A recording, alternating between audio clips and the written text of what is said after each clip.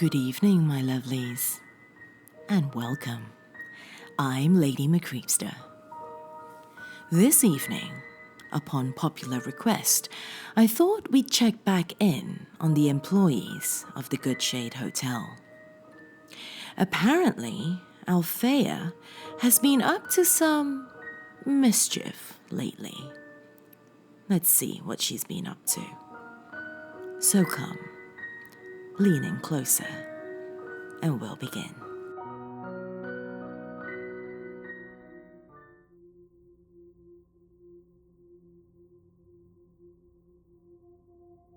I just found this typed up document in my boyfriend's cell phone. It's kind of like a journal, but I found some parts a little bothersome. Alex has been sleeping for a while, which is the only reason I even have time to look through his phone. I wasn't trying to be nosy or anything. I just wanted to see the book he had been typing up for the last few months. Instead, I found this document titled Tell No Sleep. I figured it was just some wild story, but he actually used my name, my likeness, and some pretty true information.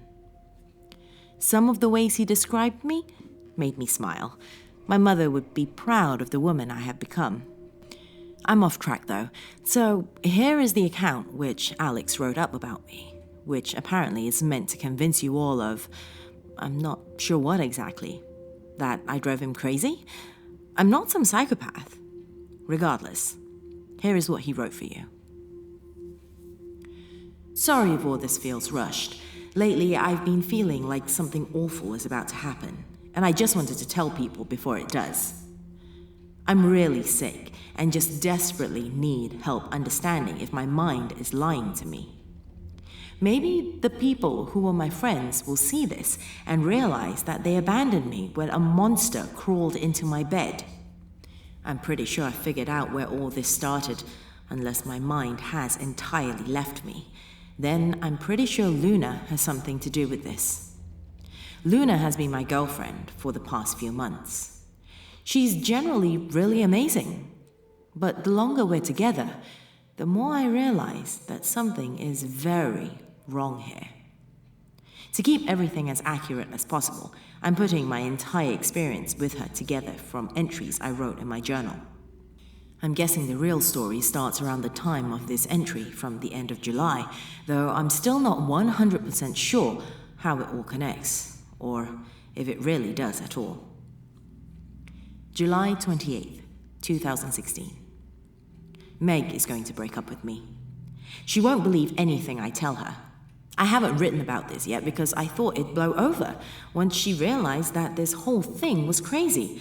But now, I've got to record it so that I'll never forget the lengths that some random crazy chick who I don't even know went to fuck up my 2-year-long relationship.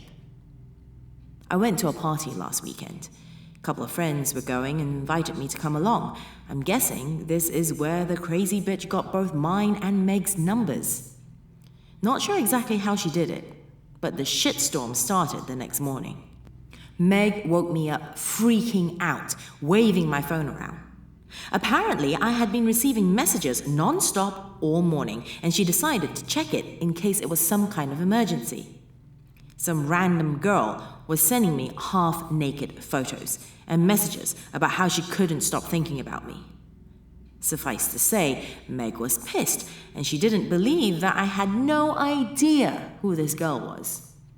She didn't even say her name or show any identifiable part of her, so I didn't even have a clue as to who could be fucking with me. That's been my whole week. Every day, there are messages from this girl. I tried blocking the number, but then she started using a different one. She went as far as to text Meg's phone to try and talk to me. Regardless of the blocking, messages asking to stop, and Meg actually calling and freaking out, this girl keeps insisting that her and I have some sort of intense connection that she can't ignore. Meg already told me that she's ready to walk. She's convinced I cheated on her at this party. But she's the one who drove me home and slept with me afterwards. She won't believe a word I say otherwise. This is insane. August 2nd, 2016. Meg's friend was here today to grab the last of the packed-up boxes. It's been 3 days since I've seen her, and she doesn't believe that I have stopped receiving the messages the day she left. The last time she spoke to me, she told me that my new bitch had sent her a text the night after she moved out, something along the lines of, "Thanks for making room for me." I don't understand why this is happening to me. I was perfectly happy. Okay, insert. I'm going to skip ahead, so you'll just be reading relevant information, just so that you're not confused about the locations. When I went back to school for the fall, around the end of August, I moved out of my apartment and into a residence hall on campus. I couldn't really afford to stay through the semester at the old place without Meg helping with the rent. September 17th, 2016. I keep seeing this girl who's staying in a room down the hall. Just barely, though. She's always just walking by or going into her room. I have this intense urge to talk to her. She's gorgeous. I walked by her room the other day, and I'm pretty sure I heard her singing. She sounded like an angel. I'm going to try and figure out who she is. Maybe she could be the first worthwhile distraction I've had from missing Meg. September 25th, 2016. Party last night was great, especially because I finally got to talk to the girl from down the hall. Her name is Luna, and she seems even more beautiful when you speak to her. Fair skin, pale blonde hair, tiny but with just enough curves to keep you interested. She told me that she's going to major in psychology, which seems pretty cool. Smart and hot. I would definitely like to see her more. She sent me a text this morning, thanking me for keeping her interested enough to not leave the party early. I don't think she's really the type who enjoys big parties. Weird thing is, I don't remember giving her my number. I know I wanted to, but I distinctly recall being annoyed at myself for forgetting to ask her for hers last night. She probably just asked someone else if they knew it. Brought back crappy memories of Meg, though. But I'm probably just paranoid about getting into someone new. October 23rd, 2016. Luna is perfect. I swear I've already fallen in love with her. It's like I'm under a spell, and I love it. From that first conversation at that party last month, I felt so much better. She's helping me forget the craziness that ended my last relationship. And also helping me to realize that Meg really took a lot of things I did for granted. I didn't deserve her mistrust. Luna would never do that. I know it's pretty soon after meeting her, but we're already in an official relationship. Her face was full of joy when I asked her. I think it's part of why that was the best day of my life so far. I know it'll sound crazy, but I could honestly envision myself marrying this girl. I am downright stricken by how wonderful she is. She thinks I'm working on writing a book right now, something I've always wanted to attempt, but I just told her that so that I wouldn't have to admit that I'm writing about her in a very 14-year-old girl gushing into a diary type of way. I feel ridiculous, but I've just never felt this way about someone. November 2nd, 2016. I swear I fall more in love every time I hear her singing in the shower. I have no idea what she's singing, but it's the most beautiful thing I've ever heard. I've asked her about the songs once, and she told me that her mother taught them all to her. Apparently, someone in her family actually created them, which I thought was pretty interesting. She never goes into much detail about her family, except to say that her mother didn't like to stay in one place very long, so they always traveled around. I figure this is just something she's not entirely comfortable talking about just yet. It's pretty clear from her avoidance that she didn't quite have the American dream of childhoods. November 12th, 2016. I swear my memory is going to shit. I'm so forgetful lately, but that's hardly important with what's going on with Luna right now.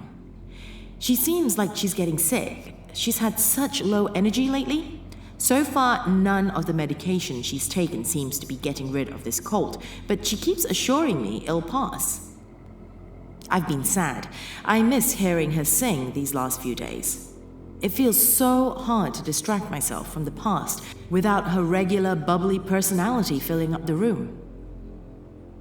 November 18th, 2016. Luna is still sick, but she's cleared up a little and has been humming songs again. She told me she'll be better once she eats, but she's been so nauseous that she hardly keeps anything down. We're going to visit her mother for Thanksgiving, though, and she's really excited about it. Her mom mailed us 2 plane tickets and invited us to spend the holiday with her on the coast of Mexico. Luna has been telling me she misses the ocean. Lakes just aren't the same.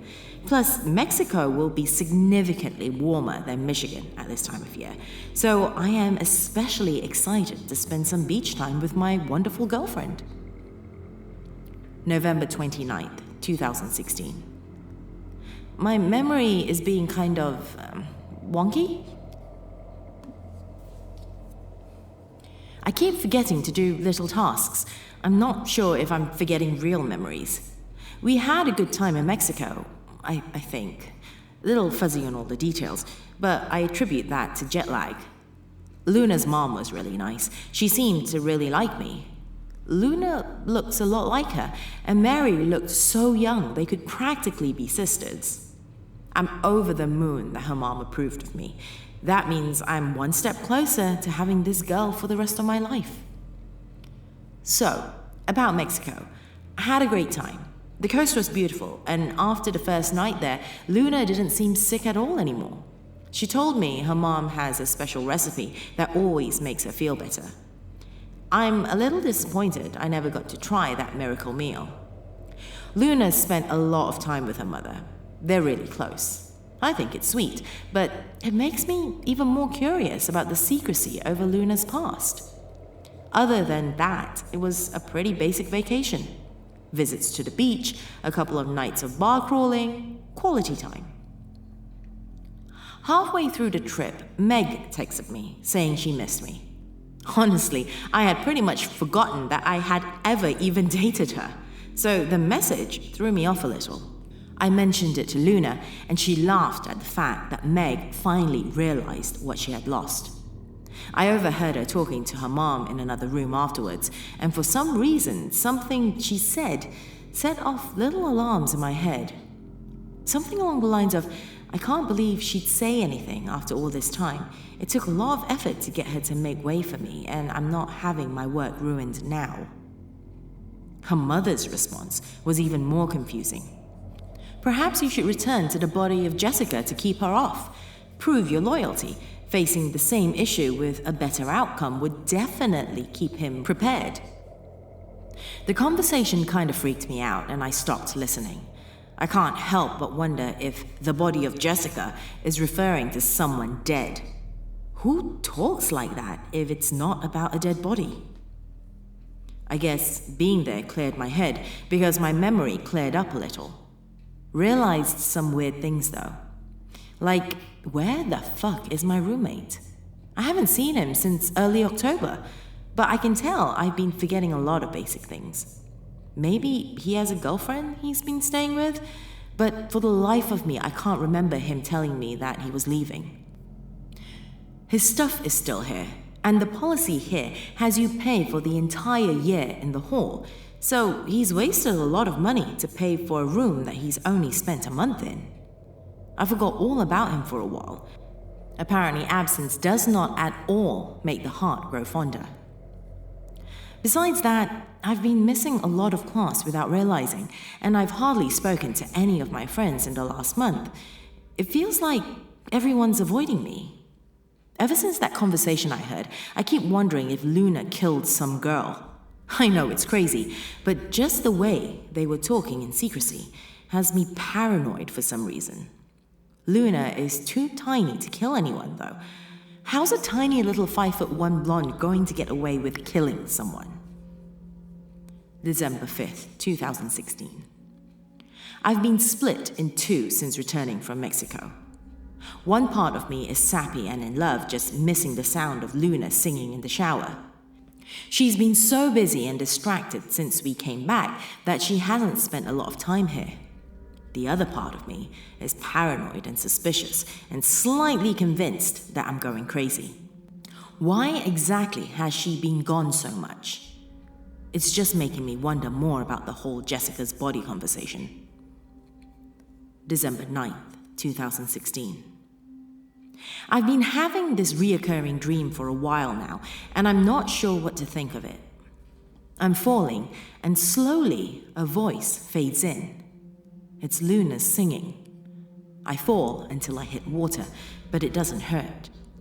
The entire dream is just me falling and then sinking into this water, all to a soundtrack of my girlfriend's voice. It ends abruptly with a feeling of panic and a flash of shark teeth coming straight for me. It makes me more sad than afraid.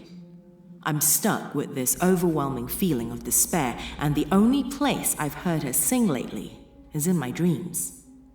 I think I'm just missing her too much. I wish she was around more. December 15th, 2016.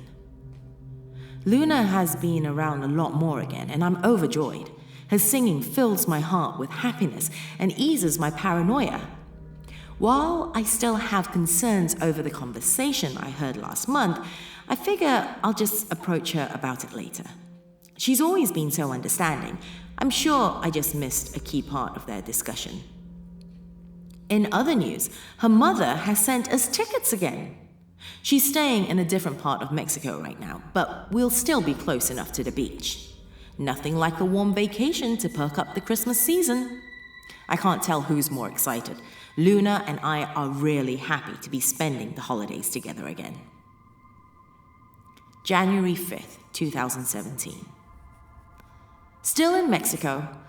In hospital, actually. I got bitten by a fucking shark. I suppose my dream was a little prophetic.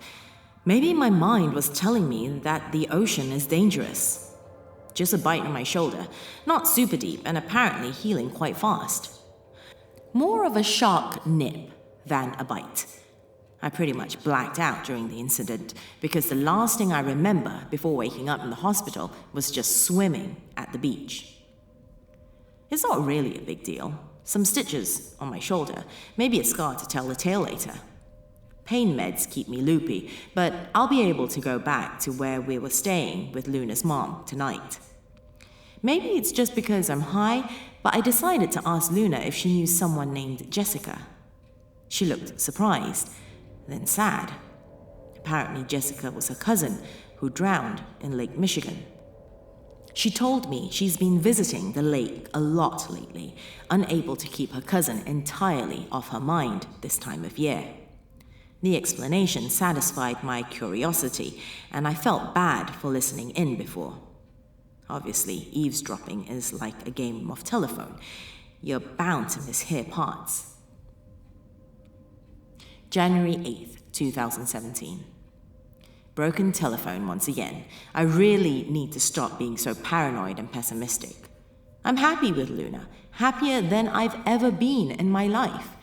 It's like just because I think she's too good to be true, my mind is trying to find the flaws that break the illusion of perfection. I don't even know why this conversation bothered me. It was weird more than it was suspicious. Maybe her mother and her are just delusional, talking about random nonsensical things. This time, it was just odd. Her mom was complaining to her about deciding to be blonde, yet I was fairly sure they were both natural blondes. I'm not satisfied with this body. I didn't have time to perfect it, Mary had said. Well, that's your own fault. I told you we were coming, and I like mine. It's adorable. Plus, it's not like you're the one who's stuck with it constantly. You'll change as soon as we leave. I mean, it could have just been some regular girls chit-chatting over looks, but the tone was weird as hell. God, I'm so paranoid. I need to ask someone for help. Insert. This is the day I decided to start compiling my situation for you. After all the weird things that have been happening, I thought I should seek out help from a community that knows about all sorts of scary shit. And the sicker I get, the more afraid I become. From here on out, I'll be writing my journal entries directly into this document. I'll be posting it for you all when I either have answers or have too much information to fit in a single post. January 23rd, 2017. I can tell I'm getting sick. It's been coming on since before we left Mexico. I feel so weak lately. I have no motivation to do anything or talk to anyone. I haven't been back to classes yet, even though we've been back in Michigan for over a week. Luna has been bright and happy again. She's been singing to try and cheer me up. It hasn't really been working. I'm in pain and nearly out of medication. I've been having that nightmare over and over, waking up so violently that I've torn my stitches open so many times. It seems like my shoulder isn't healing at all, and it's come to the point where the wound doesn't hurt, but the rest of my body aches.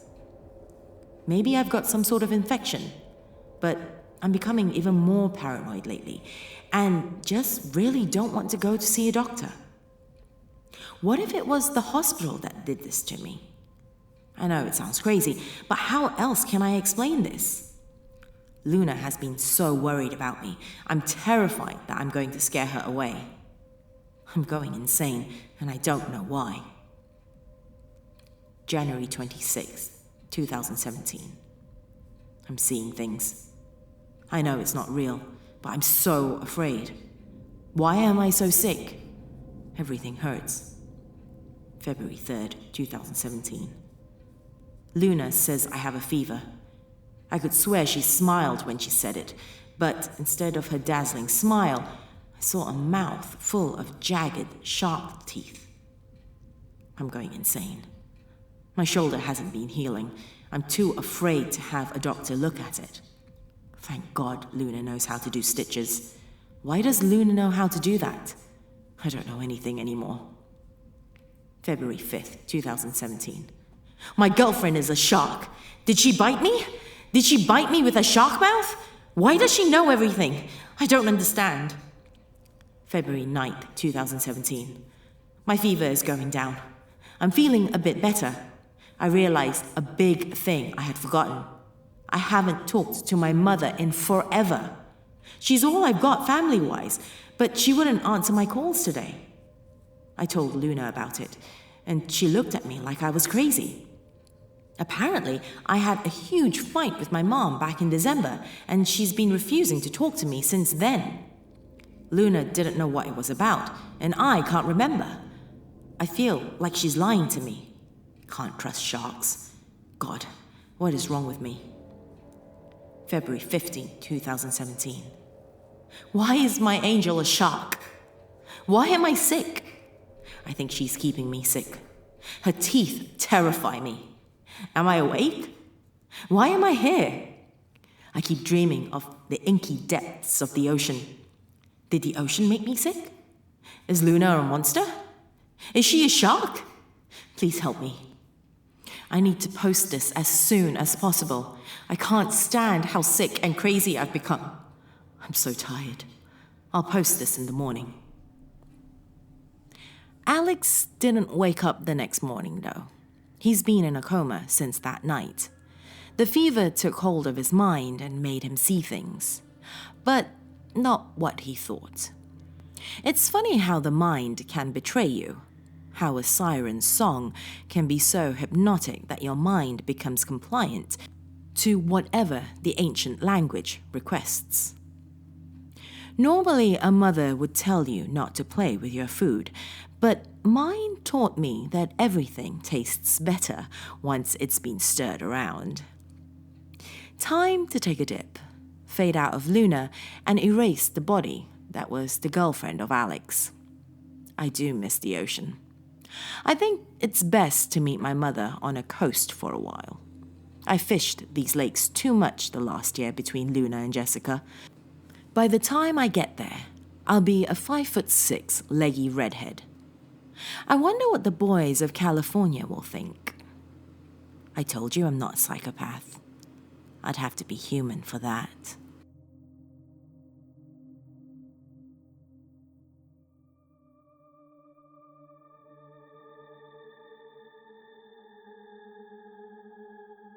Well, my dears, if you live in California, you might want to watch out for leggy redheads that have beautiful voices. If you missed out on other parts of the Good Shade Hotel series by Redditor Hylian Faye, go to the playlist section of my channel. I've grouped all the stories that belong in a series together there for your easy listening pleasure. If you're new to this channel, welcome. Do remember to hit that subscribe button and click on that bell icon to be updated of new videos that I post. Also, I have a podcast out that's available on Google Play Music and iTunes. It's called simply Lady McCreepster's Night Noise. That's all I have for you this evening, my dears. But remember, do come back and visit me soon.